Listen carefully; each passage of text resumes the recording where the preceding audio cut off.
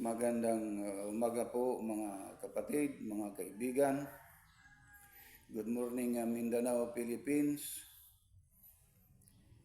Salamat ng marami sa ating Amang Diyos na hanggang ngayon nandito pa rin tayo sa loob ng bahay-sambahan para sumamba sa Kanya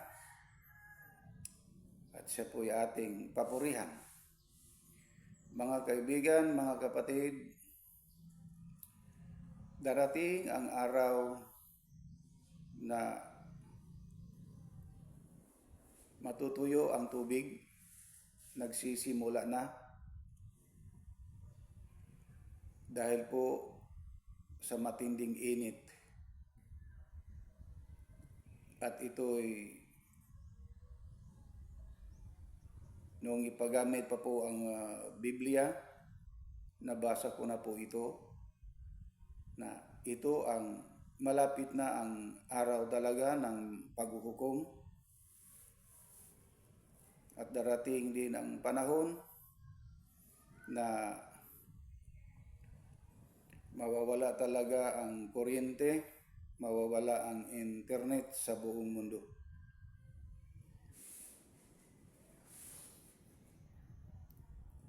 Ang lahat ng mga kalamidad, mga pangyayari, mga palatandaan na nakasulat sa banal na aklat ay ang lahat ay natupad na.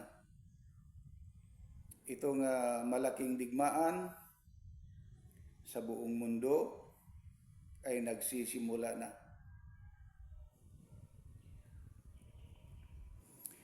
Bakit po na nang mangyayari talaga ito sapagkat ito po ay hula na talagang malapit na kapag nandyan na yan, makikita na natin talagang malapit na ang araw ng paghuhukom.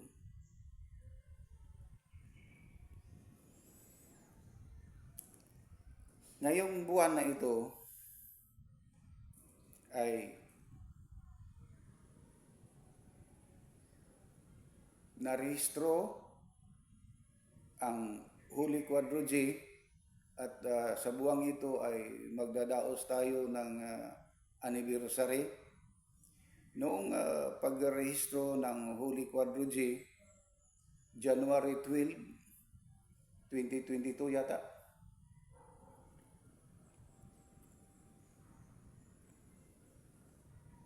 Utos po ba ng ating Panginoong Hesukristo na marehistro talaga, iparehistro ang The Holy Quadrilogy? Opo, utos po talaga. At yan po ay nakasulat sa banal na aklat.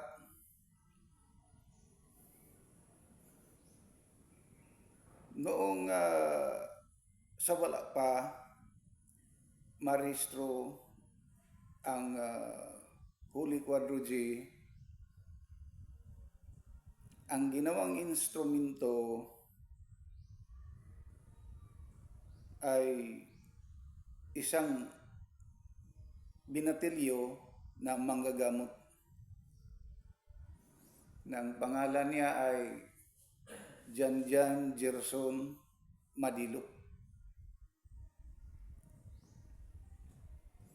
Noong pumasok po pa sa kanya, nung pumasok sa kanya ang Espiritu ng ating Panginoong Hesukristo para matupad na susunugin ang mga imahe, ang mga rebulto at ang Biblia at yung mga buto ng tao na ginagamit nila sa mga masasamang gawain. Di po ba may buto tayo sa ating tuhod na sa Bisaya ay tinawag nilang tuway-tuway ng tao? Ang mga tao na gumagamit sa mga ganyan kinuha nila yung tuway-tuway ng tao at inilagay nila sa mga pintuan kung saan sila dadaan para magnakaw. Yung mga tao na sa loob ng bahay nila ay talagang hindi sila makagising kahit anong mga ginagawa nila sa mga pagnanakaw. Patay tulog talaga ang tao kasi kinuha nila yun sa patay eh. Ngayon, noong panahon na yan, marami po ang mga pari na nag-surrender sa kanilang mga Biblia, sa kanilang mga rebulto, sa mga tuway-tuway, mga sako-sakong tuway-tuway ng tao sa panahon na yun. At nakikita ko talaga kung paano sinunog ang maraming mga Biblia at ang maraming mga rebulto. Nakikita ko talaga. Ngayon, sa panahon na yan, maraming mga tao. At may isang binatilyo na ang pangalan ay Anghelo. Nandito siya ngayon sa ating harapan. Dinala ako niya doon. Kasi sa panahon na yan, talagang hindi na ako makakatulog. Kahit maglalasing ako, talagang hindi ako makakatulog. Ako'y umiinom noon para ako lang ay makatulog. Talagang hindi ako makakatulog. Ito namang binatilyo na si Anghelo, sabi niya sa akin, cool, punta tayo doon kay Jan. Punta tayo doon. Ngayon, ako'y nagsapalaran, baka magamot ako. Nung pagpunta ko roon, araw din yan na Sabado, pumasok ako, napakaraming mga tao. Sa loob at sa labas ng kanilang bahay at pati doon sa kusina, maraming tao. Ako'y sumisiksik doon para makita ko lang yung binatilyo na yan. At nung nakita niya ako doon, ano ang sabi niya?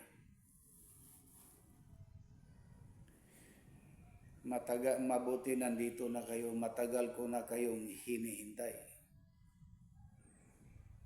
Dito ka umupo sa aking tabi, sabi niya. Ngayon, tumabi ako sa kanya. Ikaw ay isang reincarnated people. Mag-reincarnate sa iyo si King Solomon. Sapagkat si King Solomon ay dahil po sa kanyang mga kasalanan ay hindi siya makapasok doon sa langit sapagkat siya po ay sinuway niya ang utos ng ating Amang Diyos. Umiyak ako. Bakit kako? Sinagot ko siya, bakit ako pa? Maraming tao. Bakit sa akin pa? Ang sabi niya, sapagkat ikaw ang nakataghana na handang tumupad sa utos ng ating Amang Diyos. labis ang pag-iiyak ko noon.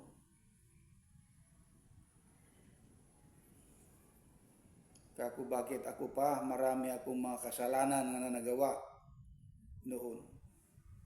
Sabi niya, pinakita lang, pinauna lang pagpakita sa ating amang Diyos ang mga nandito sa mundo. Sabi niya, kung natatandaan mo, ikaw ay natulog at ikaw ay nanaginip na tinutulak mo yung kariton, nagdala kayo ng tubig. Doon sa tulay ng Wawa Bridge at may isang bata na nagsasabi, Cole, saan ka papunta? Sama ako. Ang sagot ko sa kanya, wag muna ngayon, darating din ang araw na tayo po ay magkakasama. At hanggang ngayon, yun po ay hindi ko talaga malilimutan. Ang sabi ko sa kanya, oo, hanggang ngayon hindi ko yan malilimutan. Sabi niya, ikaw ang taong matagal ko nang hinahanap. Ang nagsasabi noon ay ang Espiritu ng ating Panginoong Hesukristo talaga. At marami ang mga tao na nakakita sa Kanya na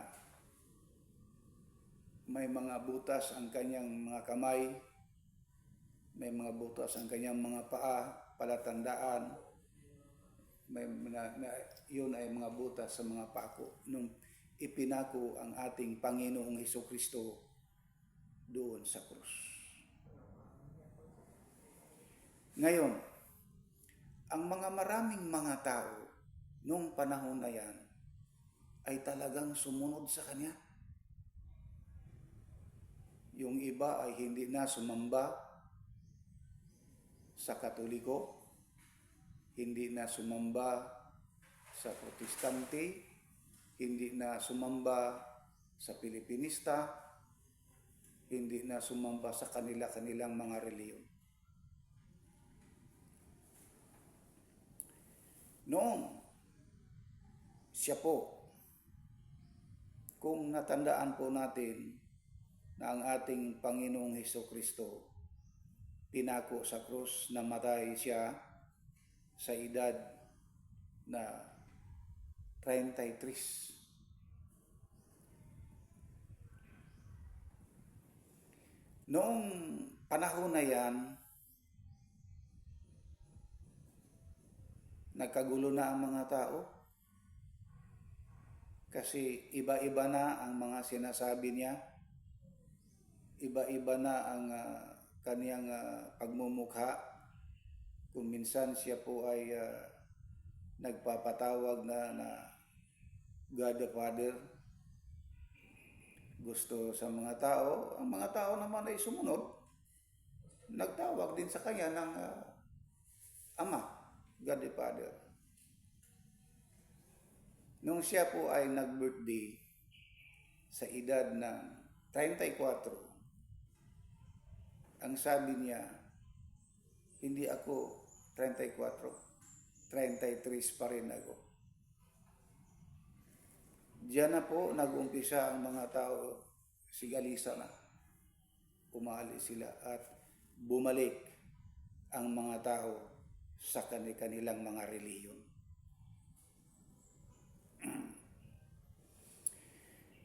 Noong hindi pa nangyari ng mga tao ay nagkakagulo na nandyan pa sa kanya ang Espiritu ng ating Panginoong Hesukristo, inuutosan na rin niya ako. Sabi ng ating Panginoon ay iparehistro mo ang The Holy Quadro G Religion Incorporated? Ang sagot ko sa kanya, papaano po? Kasi sa pandemic ang panahon na yan eh. Hindi ka basta-basta makaalis.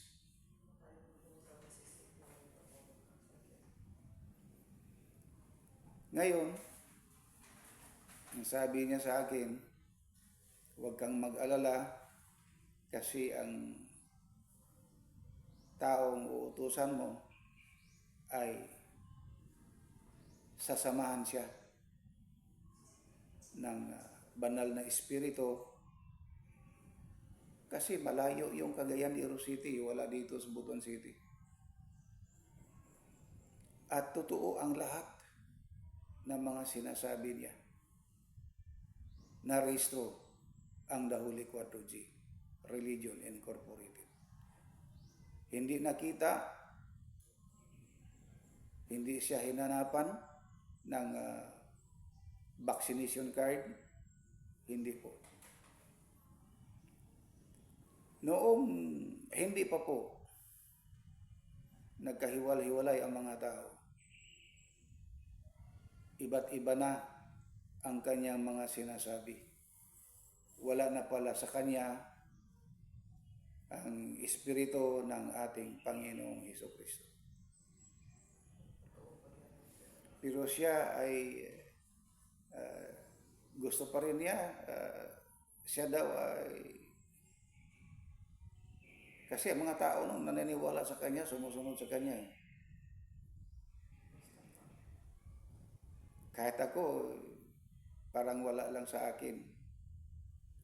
Pero may pakiramdam na ako na iba na wala na sa kanya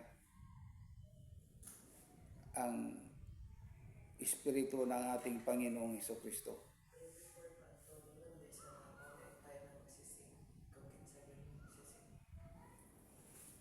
Noong hindi pa naghiwa-hiwalay ang mga tao, sabi niya, kasi nandyan pa ang espiritu ng Panginoong Hesukristo noon eh. Kuminsan pumasok sa kanya, kuminsan magpalayo na sa kanya. Nung sabi niya, may ipapatay siyang tao, nag-hire siya naghahanap siya ng isang hard killer para patayin yung isang tao. Doon na ako nagduda na wala na sa kanya ang espiritu ng ating Panginoong Hesukristo.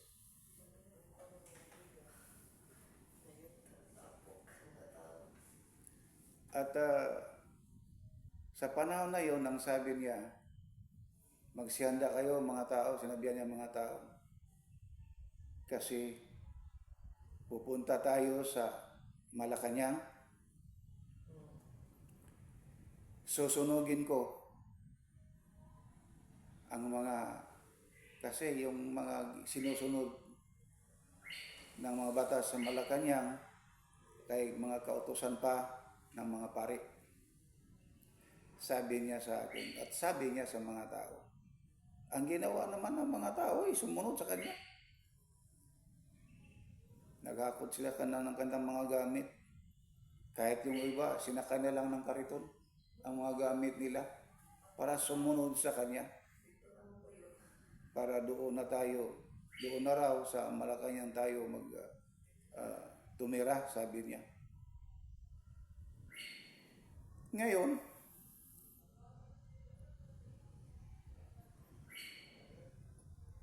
naghintay ang mga tao. At sa panahon na iyon,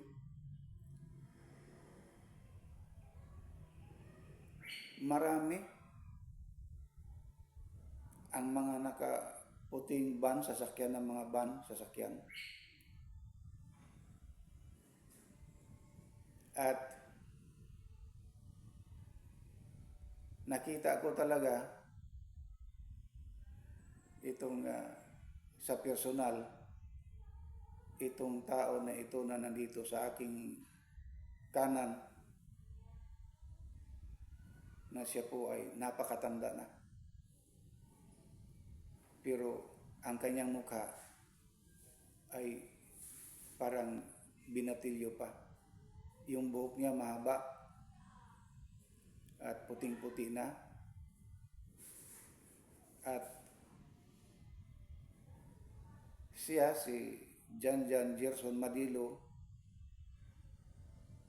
dito ako niya pinuupo sa kanyang kanang kamay, sa kaliwang kamay, at ayong isang tao dyan sa kanang kamay.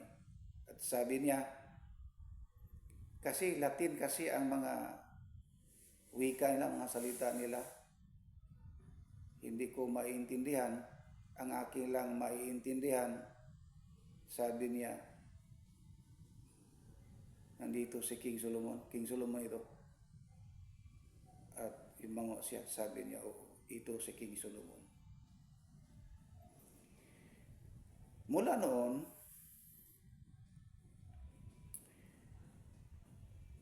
pero sa panahon na yan, wala pa marehistro ang Dahuli Quadrogy. Wala pa.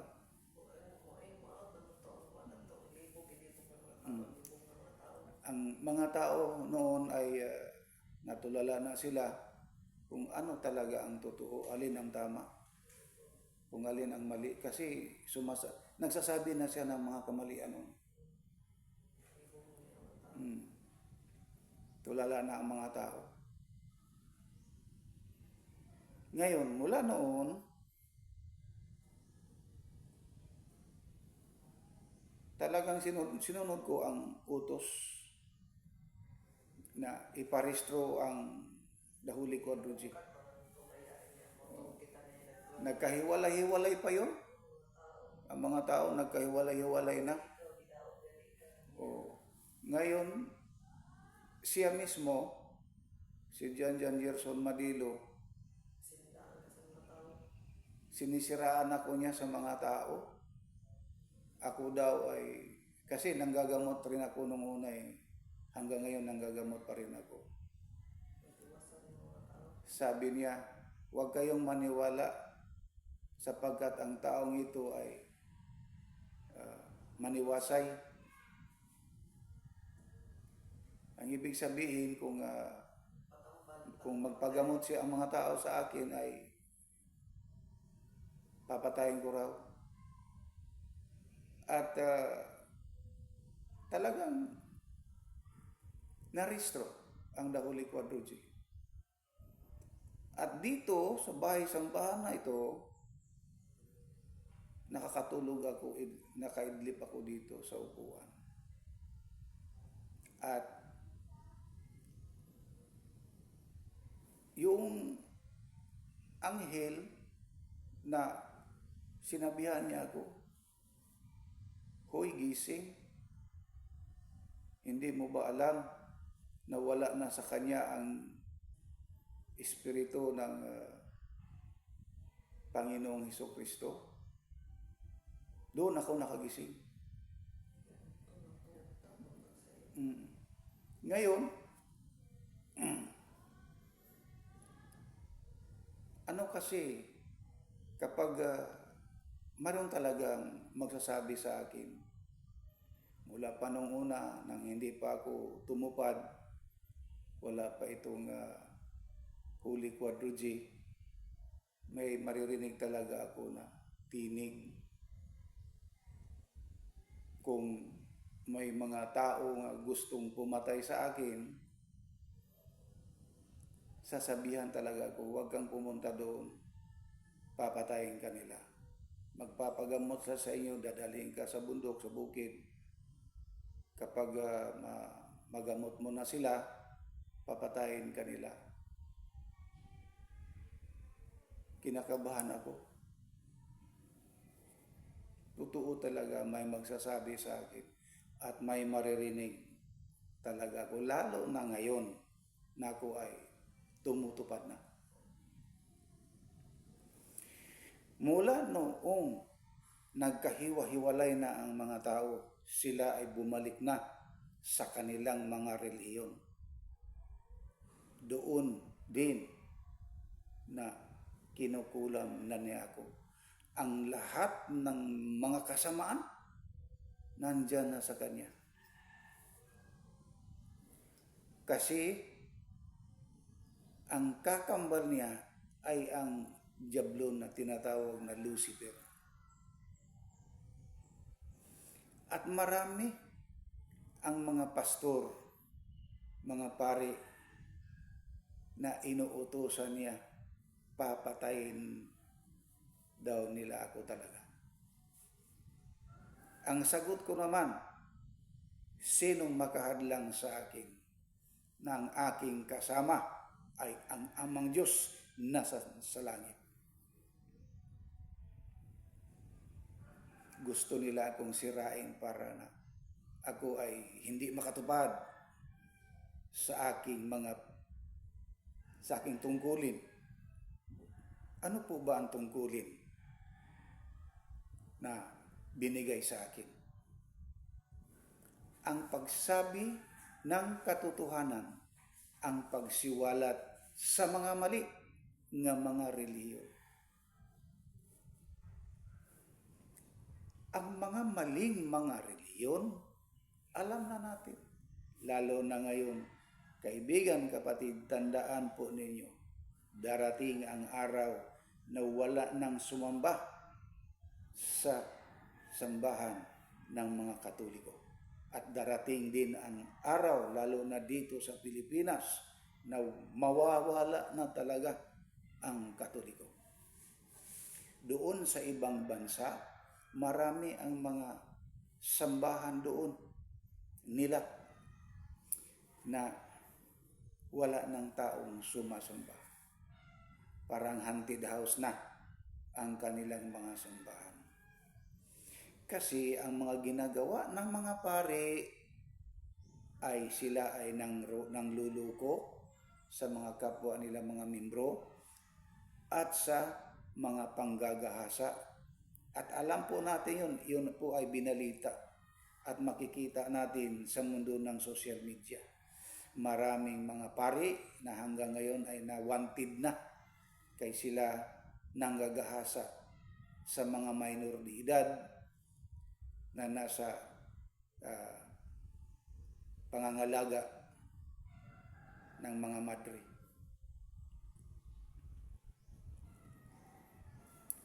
Kaibigan, kapatid, hindi ko sinisiraan ang mga relihiyon, kundi pinakita ko lang ang kanilang mga ginagawa. Ang mga ginagawa,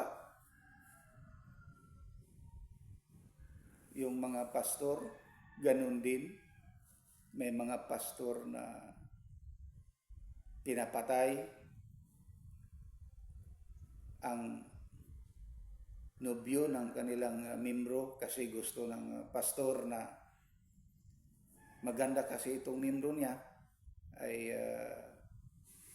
pinagpaaral niya, nag-propose ng nobyo, yung lalaki, yung nobyo ng babae. Ngayon, ang ginawa ng pastor, pinapatay niya. At ang gunman ay isa ding pastor. Maraming pastor na ginagawa nila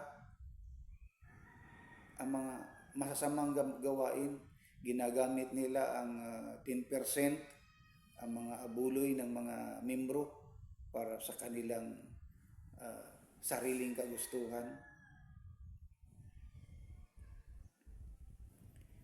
At ganon din ang mga pari, ganon din ang mga ministro. May mga ministro na nag-abuso sila sa kanilang tungkulin.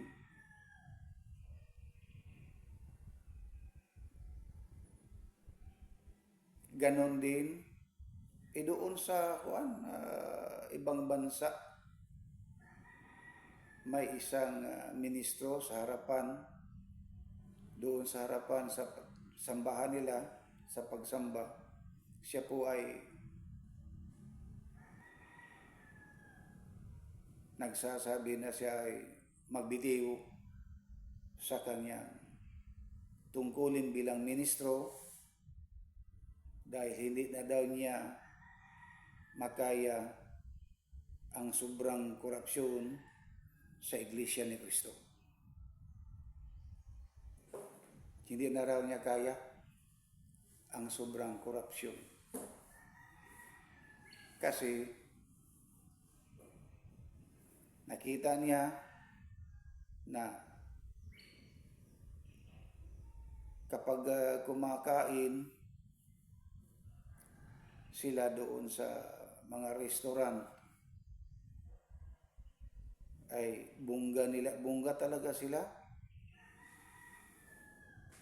At nakita sa ministro na yan na abuloy yun sa mga tao. Ginamit nila. Lalo na ngayon, hanggang ngayon, nagpapatuloy pa ang kaso nga sinampa niya sa kanyang mga kapatid na si Injil at si Lutlot. At nag-post pa sila sa social media, ang sabi, mga kapatid, magbalik loob na kayo sa Iglesia ni Cristo. Sabi niya na kasi malapit na ang araw ng paghuhukom. Nung nakita ko yan, ang sabi ko, sinungaling, napakasinungaling. Sana ang ipakita niya pag-una, yung pagmamahal niya sa kanyang mga kapatid. Bakit hanggang ngayon nagpatuloy pa ang kanilang kaso? Nagkakasuhan pa sila.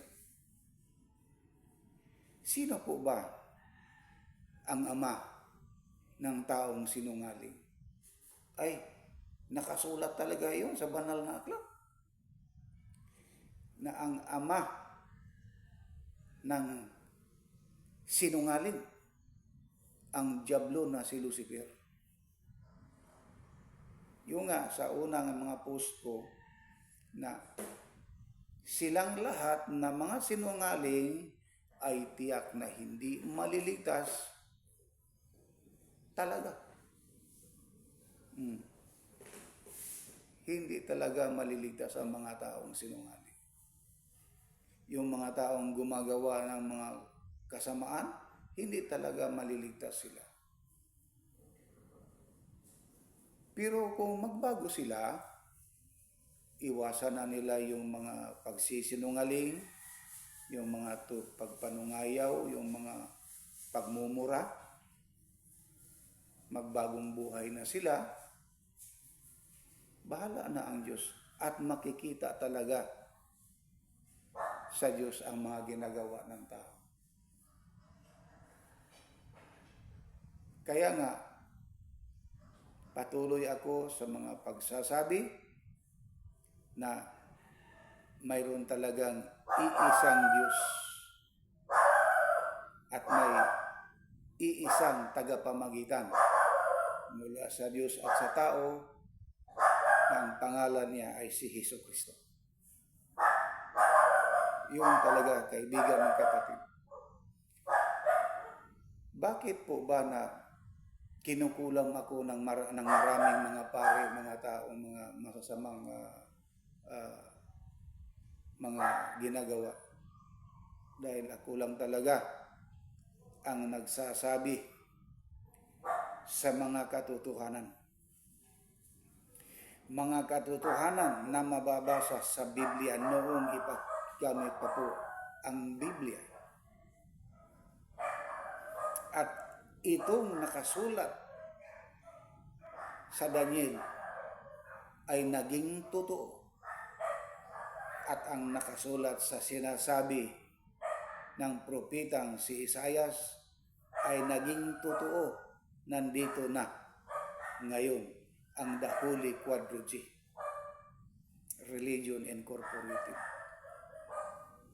na ito ang dapat sundin natin sasamba tayo sa Amang Diyos sa araw ng Sabado. May reliyon din na sumasamba sa araw ng Sabado. Yun po ang tinatawag na Seventh-day Adventist. Yung mali, yung mga ginagawa ni Ellen G. White, saan sila nagkakamali? Yung tungkol sa pagkain sa mga baboy, mga pagkain na walang mga kaliskis. Siya ang nagtuturo, si Ellen G. White, na ang pagsamba daw ay from sunrise to sunset. Ang ibig sabihin ay ang pagsamba ay buong araw. Iyon, diyan siya nagkakamali. At sinuway niya ang utos ng ating Amang Diyos. Ano po ba ang utos ng ating Amang Diyos sa panahon, sa paghupas na sa tubig baha sa panahon ni Noah? Ang sabi sa ating Amang Diyos, Noah, nakita mo ba itong rainbow, itong bangaw na ito? Yung bahagari? Sabi ni Noah, opo, nakita ko po.